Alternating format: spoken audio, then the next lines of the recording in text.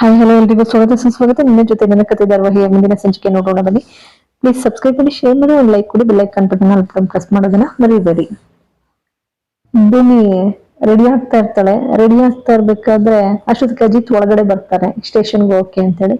ಬಂದವನೇ ರೆಡಿನಾ ಅಂತಾನೆ. ಆಯ್ತು ಸಾಹೇಬ್ರೆ, ರೆಡಿ ಆಗಿದ್ದೀನಿ, ಆದ್ರೆ ಬೇಜಾರ್ ಮಾಡ್ಕೋಬೇಡಿ, ನನಗೆ ಬಹಳ ನೋವಾಯ್ತು. ನಾನು ನಿನ್ನೆ ಕೋರ್ಟಿಗೆ ಬಂದಿದ್ದು ತಪ್ಪು, ನಿಮ್ ಪರ್ಮಿಷನ್ ಇಲ್ದೇನೆ. ಬೇಸರ ಮಾಡ್ಕೋಬೇಡಿ, ನನ್ನನ್ನ ಕ್ಷಮಿಸಿ. ಆಯ್ತು ಇರ್ಲಿ ಬಾ, ಪರವಾಗಿಲ್ಲ ಅಂತ ಹೇಳ್ತಾನೆ. ಇಲ್ಲ, ನನ್ಗಾದ್ರೂ ಕೂಡ ಸಮಾಧಾನ ಆಗ್ತಾ ಇಲ್ಲ. ನೀವು ಬೇಜಾರು ಮಾಡ್ಕೊಂಡ್ರಲ್ಲ ನಿನ್ನೆ, ನನಗೆ ಬಹಳ ನೋವಾಯ್ತು. ಹೇಳಿದ್ನಲ್ಲ ಇನ್ನೊಂದ್ಸಲ ಅಂತ ತಪ್ಪಾಗ್ಬಾರ್ದು. ನೋಡಿ, ನೀವು ನನಗೊಂದು ಪ್ರಾಮಿಸ್ ಮಾಡ್ಬೇಕು. ಏನು ಅಂತ ಹೇಳಿ ಅಜಿತ್ ಕೇಳ್ತಾರೆ. ಏನಿಲ್ಲ, ನೀವು ನಿನ್ನೆ ನನಗೊಂದು ಮಾತು ಹೇಳಿದ್ರಿ ನೋಡು, 5 ತಪ್ಪು ಕ್ಷಮಿಸ್ತೀನಿ, 5 ತಪ್ಪಾದ್ಮೇಲೆ ನಾನು ನಿನಗೆ ಕೇಳ್ದೆ ಈ ಊರಿಂದ ಟ್ರಾನ್ಸ್ಫರ್ ಮಾಡಿಸ್ಕೊಂಡು ಹೊಟ್ಟೋಯ್ತೀನಿ, ನಿಮ್ಮ ಅಮ್ಮನ ಕೇಸ್ನ ಬಿಟ್ಟಾಕ್ತೀನಿ ಅಂತ ಹೇಳಿದ್ರಿ. ಅದು ನನಗೆ ಭಯ ಆಗ್ತಾ ಇದೆ ಸಾಹೇಬ್ರೆ, ಅದಕ್ಕೆ ನೀವು ಒಂದು ಮಾತು ಕೊಡ್ಬೇಕು ನನಗೆ. ಅಜಿತ್ ಹೇಳ್ತಾನೆ. ಏನ್ ಮಾತು ಕೊಡ್ಬೇಕು? ಅದಕ್ಕೆ ಭೂಮಿ ಕೇಳ್ತಾಳೆ. ಏನಿಲ್ಲ, ನೀವು ಯಾವುದೇ ಕಾರಣಕ್ಕೂ ಕೂಡ ಈ ಊರನ್ನ, ಈ ಸ್ಟೇಷನ್, ಈ ಮನೇನ ಬಿಟ್ಟು ಹೋಗ್ಬಾರ್ದು ಅಂತ ಹೇಳಿ, ಹೋಗಲ್ಲ ಅಂತ ಹೇಳಿ ಪ್ರಾಮಿಸ್ ಮಾಡಿ. ಅದಕ್ಕೆ ಅಜಿತ್ ಹೇಳ್ತಾನೆ, ಅದೆಲ್ಲ ಆಗೋದಿಲ್ಲ ನನಗೆ. ಭೂಮಿ ಮತ್ತೆ ಕೇಳ್ತಾಳೆ. ಇಲ್ಲ, ನೀವು ಮಾಡ್ಲೇಬೇಕು ಪ್ಲೀಸ್ ಸಾಹೇಬ್ರೆ ಅಂತೇಳಿ ಬೇಡ್ಕೊಡ್ತಾಳೆ. ಅದಕ್ಕೆ ಅಜಿತ್ ಆಗ್ಲಿ ಅಂತ ಹಿಂಗ್ ಕೊಡಕ್ ಹೋಗ್ತಾನೆ. ತಕ್ಷಣ ಎಡಬಿಟ್ಟು ಸೀರೆ ಸೆರಗು ಕೈಗೆ ಬಂದ್ಬಿಡ್ತದೆ. ಹಿಂಗ್ ಹಿಡ್ದಿರ್ತಾನೆ. ಹಿಡ್ದಿರೋ ಅಷ್ಟರಲ್ಲಿ ಸರಿಯಾಗಿ ಈ ಸೀರೆ ಸೆರಗು ಹಿಡಿದು ಎಳಿತಾ ಇದ್ದಾನೆ ಅನ್ನೋ ರೀತಿನಲ್ಲೇ ಅಲ್ಲಿ ಕಾಣ್ಬೇಕು. ಅಷ್ಟೊತ್ತಿಗೆ ಅಜ್ಜಿ ಬಂದ್ಬಿಡ್ತಾಳೆ. ಅಜ್ಜಿ ಬಂದವ್ರೆ ಅಜಿತನ್ಗೆ, ಏನು ಅಜಿತ, ಒತ್ತು ಗೊತ್ತು ಏನಿಲ್ಲ, ಒಂದು ಬಾಕ್ಲಾಕೋಬೇಕು ಅನ್ನೋ ಕಾಮನ್ ಸೆನ್ಸ್ ಕೂಡ ಇಲ್ವಲ್ಲ ನಿಮ್ಗೆ, ಮಾನ ಮರ್ಯಾದೆ ಏನೂ ಇಲ್ಲ ನಿಮ್ಗೆ ಅಂತೇಳಿ ಬೈತಾರೆ ಅಜ್ಜಿ. ಅದಕ್ಕೆ ಅಜಿತ್ ಹೇಳ್ತಾರೆ, ಅಲ್ಲ ಅಜ್ಜಿ, ನಾವು ಗಂಡ ಹೆಂಡತಿ ಜೊತೆಲಿ ಇರ್ಬೇಕ ರೂಮಲ್ಲಿ, ನೀವ್ ಯಾಕೆ ಬರ್ಬೇಕಿತ್ತು? ಗೊತ್ತು ತಾನೇ ನಿಮ್ಗೆ ನನ್ನ ಹೆಂಡತಿನ, ನಾನು ನನ್ನ ಚಿನ್ನನ ನಾನು ಎಷ್ಟು ಪ್ರೀತಿಸ್ತೀನಿ ಅಂತ. ನೀವು ಬಂದಿದ್ ತಪ್ಪಲ್ವಾ ಅಜ್ಜಿ? ಅದಕ್ಕೆ ಅಜ್ಜಿ ಹೇಳ್ತಾರೆ, ಹೌದು ತಪ್ಪೆ, ನೀನ್ ಬಾಗ್ಲಾಕಳದೆ ಇರೋದು ಮೊದಲು ತಪ್ಪು, ಹೌದಲ್ವಾ? ಗೊತ್ತಾಗಲ್ವಾ ಅಷ್ಟು ಎಲ್ಲ ಓಡಾಡ್ತಿರ್ತೀವಿ ಅಂತ? ಬಾಗ್ಲಾಕಬೇಕು ತಾನೆ. ಅದಕ್ಕೆ ಅಜ್ಜಿ ಹೇಳ್ತಾರೆ, ಆಯ್ತು ಏನ್ ಬಂದಿದ್ದು ಹೇಳಿ ಅಂತ ಹೇಳ್ತಾರೆ.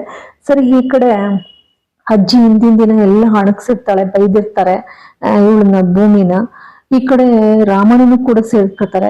ರಾಮಣ್ಣನ ಕರಿಯಕ್ಕೆ ಅಂತ ಹೇಳಿ ಸಂಗೀತ ಹೋದ್ರೆ, ರಾಮಣ್ಣ ಕಂಪ್ಯೂಟರ್ ಏನೋ ಮಾಡ್ತಾ ಇರ್ತಾರೆ ಲ್ಯಾಪ್ಟಾಪ್ ನಲ್ಲಿ, ಅವರ ಕಂಪನಿಗೆ ಸಂಬಂಧಪಟ್ಟಂತ ಕೆಲಸಗಳನ್ನ. ಬನ್ರಿ, ಏನು ಇಷ್ಟೊತ್ತಾದ್ರೂ ಕೆಲಸ ಮಾಡ್ತಿರಲ್ಲ, ಬರಬಾರ್ದಾ, ಮಲ್ಕೋಬಾರ್ದಾ ಅಂತ ಹೇಳಿ ಸಂಗೀತ ಕರೆದಾಗ, ಅದಕ್ಕೆ ರಾಮಣ್ಣ ಹೇಳ್ತಾರೆ, ಇಲ್ಲ ಸಂಗೀತ, ಸ್ವಲ್ಪ ಕೆಲಸ ಇದೆ, ಯಾವುದೋ ಒಂದು ಟ್ಯಾಬ್ಲೆಟ್ ವಿಚಾರವಾಗಿ ಅದು ಸ್ವಲ್ಪ ಮೇಲ್ ಮಾಡ್ಬೇಕಿತ್ತು, ಅದ್ ಮುಗಿಸ್ಬಿಟ್ರೆ ನೋಡು, ಇದು ಸಾಕಷ್ಟು ಬ್ಯುಸಿ ಆಗೋಯ್ತೀನಿ ಕೆಲ್ಸದಲ್ಲಿ ನಾನು ನಾಳೆಯಿಂದ.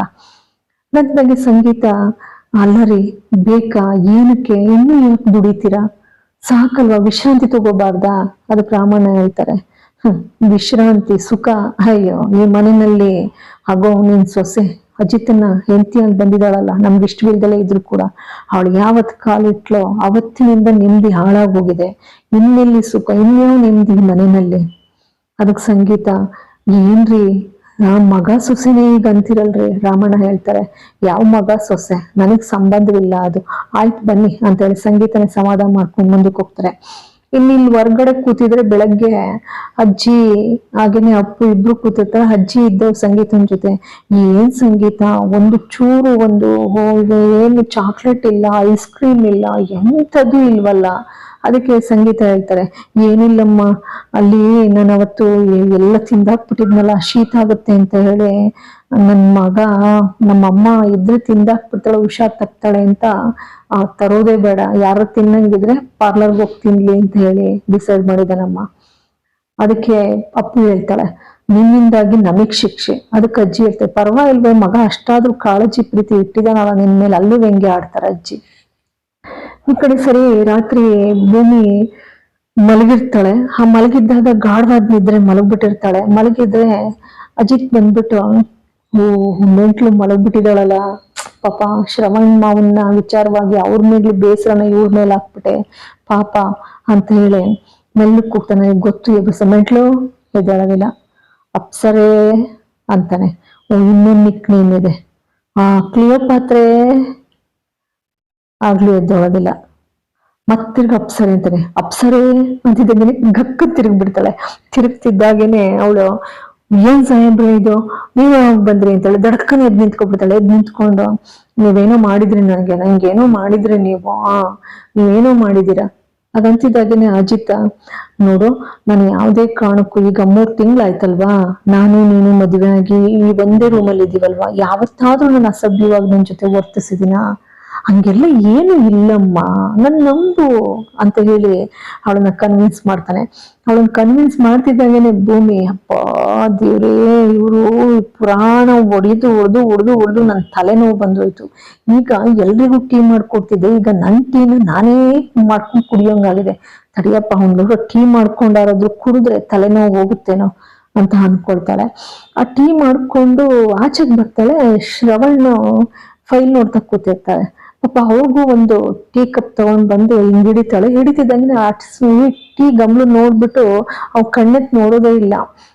ಭೂಮಿ ಮಗಳೇ ಬಂದಿದ್ದಾಳೆ, ಮಗಳೇ ಅವಳು ನಿಜವಾಗ್ಲೂ ಆ ಕಳ್ಳ ಅಶ್ವಿನಿ ಬಂದಿದ್ದಾಳೆ ಅಂತ ತಿಳ್ಕೊಂಡು, ಎಷ್ಟು ಚೆನ್ನಾಗಿ ಅರ್ಥ ಮಾಡ್ಕೊಂಡಮ್ಮ.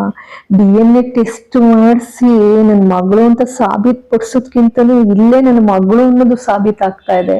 ಇನ್ನೊಂದ್ಸಾರಿ ನನಗೆ ಟೀ ಬೇಕು ಅಂತ ಎಷ್ಟು ಚೆನ್ನಾಗಿ ಅರ್ಥ ಮಾಡ್ಕೊಂಡಿದ್ಯಾ ನೋಡು ಅಂತ ಹೇಳಿ ಕತ್ತೆತ್ತಾನೆ ಟೀ ಇಸ್ಕೊಳಕ್ಕೆ ಅಂತೇಳಿ ನೋಡ್ಬಿಟ್ಟು ಭೂಮಿನ ಸಾರಿ. ಅದಕ್ಕೆ ಭೂಮಿ ಹೇಳ್ತಾಳೆ ಶ್ರವಣ್ಗೆ, ಯಾಕೆ ತೋರ್ಸಾ ಇದ್ರೆ ನಾನು ನಿಮ್ ಮಗಳೇ ಅಂತ ತಿಳ್ಕೊಳ್ಳಿ, ನಾನು ನಿಮ್ ಮಗಳಿದ್ದಾಗೆ ತಾನೆ. ನೀವ್ ಎಷ್ಟು ಬಾರಿ ನನಗೆ ಅಪ್ಪನ ಪ್ರೀತಿ ತೋರಿಸಿಲ್ಲ, ಎಷ್ಟು ಬಾರಿ ನೀವು ನನ್ಗೆ ನನ್ನ ಮಗಳಿದ್ದ ಹಾಗೆ ಅಂತ ಹೇಳಿಲ್ಲ, ಹಾಗೇನೆ ಈಗ್ಲೂ ಕೂಡ ಹಾಗ ಅನ್ಕೊಳ್ಳಿ. ಹಾಗಂತಿದ್ದಾಗೇನೆ ಶ್ರವಣನಿಗೆ ಒಂದು ಅರೆಗಳಿಗೆ ಯಾಕೆ ನನಗೆ ಮನಸ್ಸಿನಲ್ಲಿ ಏನೋ ಒಂಥರ ಇವಳೇ ಮಗಳೇನು ಅನ್ನೋ ರೀತಿನಲ್ಲಿ ಫೀಲ್ ಆಗುತ್ತಲ್ಲ, ನನ್ನ ಮಗಳಿದ್ರು ಕೂಡ ಬೇಡ ಏನಾದ್ರೂ ಇನ್ನು ಕೋರ್ಟ್ ನಲ್ಲಿ ನಾನು ಕೇಸ್ ಎತ್ಕೊಂಡಿದ್ದೀನಿ, ಈಗ ವಿರುದ್ಧವಾಗಿ ಸಾಕ್ಷಿನ ನಾನು ಇಡಬೇಕಾಗಿದೆ ಕೋರ್ಟಲ್. ಯಾವ್ದೇ ಕಾರಣಕ್ಕೂ ಇವಳಿಗೆ ಮಾತ್ರ ಕರ್ಗೋದ್ ಬೇಡ, ಇವಳ ಮಾತಿಗೆ ನನ್ನ ಮಗಳು ಹೊರಟಾಯ್ತಾಳೆ, ಇದೇ ಬೇಡ, ಇವಳ ಮೇಲೆ ಏನಿದ್ರು ನನ್ ಕಠಿಣವಾಗ್ಬೇಕು, ನಾನು ಜೋರಾಗೆ ಮಾತಾಡ್ಬೇಕು ಇವಳನ್ನ ಅಂತ ತೀರ್ಮಾನಿಸಿ ಜೋರಾಗಿ ಮಾತಾಡಕ್ ಶುರು ಮಾಡ್ತಾನೆ ಶ್ರವಣ್ಣು. ಆದ್ರೆ ತನ್ನ ಮಗಳಿಗೆ ನೋವು ಮಾಡ್ತಾ ಇದ್ದೀನಿ, ಅರಿವೇ ಇಲ್ಲ. ಇಲ್ಲಿಗೆ ಈ ಒಂದು ಸಂಚಿಕೆ ಮುಕ್ತಾಯವಾಗ್ತದೆ. ಪ್ಲೀಸ್ ಸಬ್ಸ್ಕ್ರೈಬ್ ಮಾಡಿ, ಶೇರ್ ಮಾಡಿ, ಒಂದು ಲೈಕ್ ಕೊಡಿ, bell icon button all button press ಮಾಡೋದನ್ನ ಮರಿಬೇಡಿ. ಎಲ್ಲರಿಗೂ ಕೂಡ ಮತ್ತೊಮ್ಮೆ ಮಗದೊಮ್ಮೆ ಅನಂತ ಧನ್ಯವಾದಗಳು.